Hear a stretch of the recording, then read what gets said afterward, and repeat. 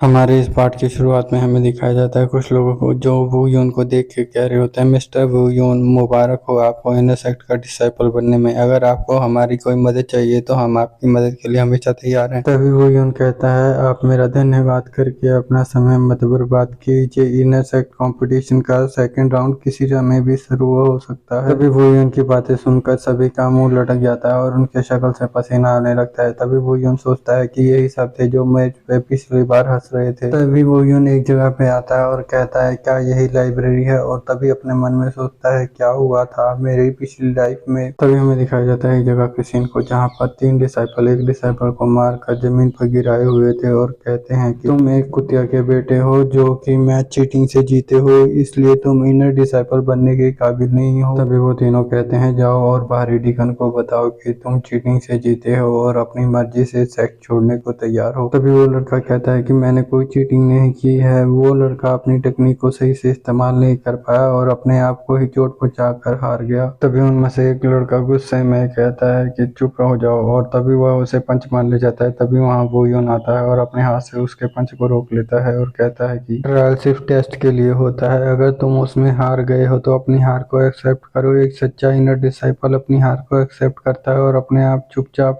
चला जाता है। तभी वो यून कहता है कि या फिर मुझे बारी डिगन को बताना चाहिए कि यहाँ पे ट्रायल के अलावा फाइट हो रही है, ट्रायल के अलावा फाइट यानी नियम के उल्लंघन। तभी वो लड़का कहता है कि मैंने तुम्हारा मैच देखा और तुमने कल अच्छा प्रदर्शन किया, इसका मतलब ये नहीं कि तुम हर किसी पे हावी हो जाओगे। और वह इतना कहते सबको लेके चला जाता है। तभी वो यून नीचे गिरे हुए लड़के से पूछता है, क्या तुम ठीक हो? तभी उन्हें कोई जोर जोर से बेल बजती हुई सुनाई देती है, जिसे सुनकर दोनों चौंक जाते हैं और कहते हैं ये तो सेकंड राउंड की बेल है। इसलिए वो दोनों उठ के भागने लगते हैं। तभी हमें दिखाया जाता है उस लड़के को जो उसे मार रहा होता है। तभी हमें दिखाया जाता है वो गुस्से में कहता है कि चलो देखते हैं कि तुम दूसरे राउंड में भी ऐसे ही हंसते रहते हो। तभी हमें दिखाया जाता है एक जगह का सीन जहाँ पर सभी डिसाइपल इकट्ठा हुए होते हैं। तभी वहाँ पर एक डीकन आता है और कहता है कि इसमें सभी नियम शामिल हैं और यह सेकंड इनर ट्रायल है, इसे यहाँ अभी स्टार्ट किया जाता है। और जोर से चिल्ला के वहाँ से उड़ते हुए चला जाता है।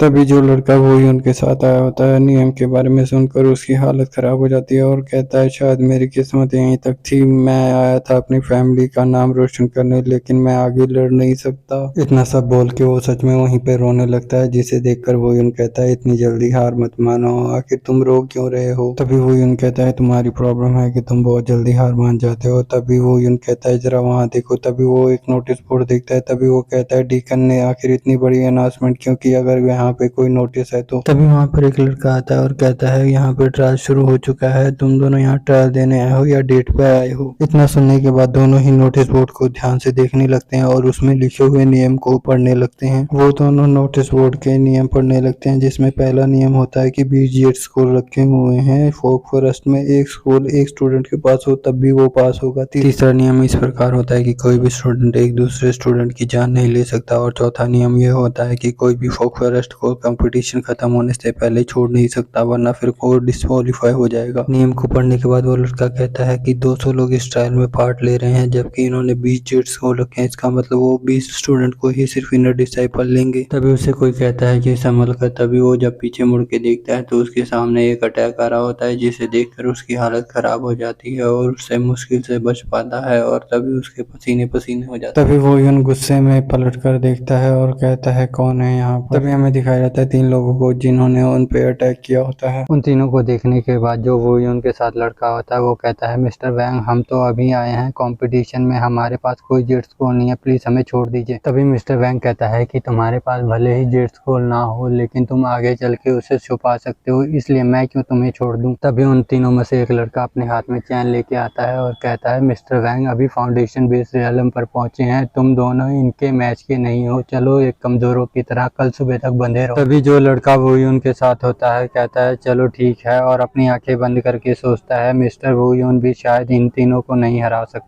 इतना सोचने के बाद जब वो लड़का अपनी आंख खोलता है तो सामने देखकर वो शौक में चला जाता है। तभी हमें दिखाया जाता है उन तीनों को पेड़ के साथ में लगाकर जंजीर से किसी ने बांध दिया होता है। तभी वो लड़का वो यून से पूछता है, अभी क्या हुआ? तभी वो यून बताता है, ये वास्तव में हमें धोखा दे रहे थे, वास्तव में तो ये तीनों हमसे भी ज्यादा डरे हुए थे। जब मिस्टर वैंग आगे आ रहे थे तो उनका पैर स्लिप हो गया और वो इन दोनों को साथ में लेकर गिर गए। ये सब सुनने के बाद वो लड़का कहता है, तो आपने अवसर का फायदा उठाकर इन तीनों को पेड़ से बांध दिया। तभी हमें दिखाया जाता है वो यून को, जो अपने मन में सोचता है कि ये तीनों तो पहले से ही लापरवाह थे। अगर मैं अपनी पिछली ज़िंदगी में इंटरमीडिएट रियलम में नहीं गया होता तो मैं इन तीनों को नहीं संभाल पाता। उसके बाद वो सोचता है कि मैं इस ट्रायल में किसी स्पेशल इंसान से ना मिलूं ताकि मैं इस ट्रायल को आसानी से पास कर जाऊं। तभी हमें दिखाया जाता है वो यून के साथ जो लड़का होता है वो इन तीनों की तरफ बात करते हुए कहता है कि जब तक मैं इनर डिसाइपल बन सकता हूँ तब तक मैं कुछ भी कर सकता हूँ। उसके बाद वो उन तीनों से एक जेड स्क्रॉल निकाल लेता है और खुश होते हुए कहता है हमें बस एक और चाहिए। तभी हमारा सीन शिफ्ट होता है और हमें एक जगह का सीन दिखाया जाता है जहाँ पर कुछ डिसेबलों को मारकर नीचे गिराया होता है और हमें दिखाया जाता है एक लड़के को। वो लड़का किसी को डराते हुए कहता है उसे मुझे दे दो, मुझे पता है कि तुम्हारे पास एक जेड स्क्रॉल है। हमें दिखाया जाता है एक लड़के को जो उसके सामने रो रहा होता है और कहता है मिस्टर कैन प्लीज मुझे जाने दीजिए, मैं 6 साल से कल्टीवेशन प्रैक्टिस कर रहा हूँ ताकि मैं अपनी फैमिली का नाम ऊंचा कर सकूं, और ऐसा तो हो नहीं सकता कि आपको कोई जेड स्क्रॉल ना मिला हो। तभी मिस्टर कैन कहता है उसे मुझे सौंप दो, हम में से सिर्फ 20 ही इनर डिसाइपल बन सकते हैं, हमेशा से ताकतवर कमजोरों पे राज करते हैं और तुम जैसा कमजोर एक हमारे इनर डिसाइपल नहीं बन सकता। इतना सब कहने के बाद वो ईवल से स्माइल देते हुए कहता है उसे मुझे दे दो वरना फिर तुम जानते हो तुम्हारे साथ क्या होगा। तभी हमें दिखाया जाता है पेड़ पर से कोई नीचे आता है और हमें पता चलता है कि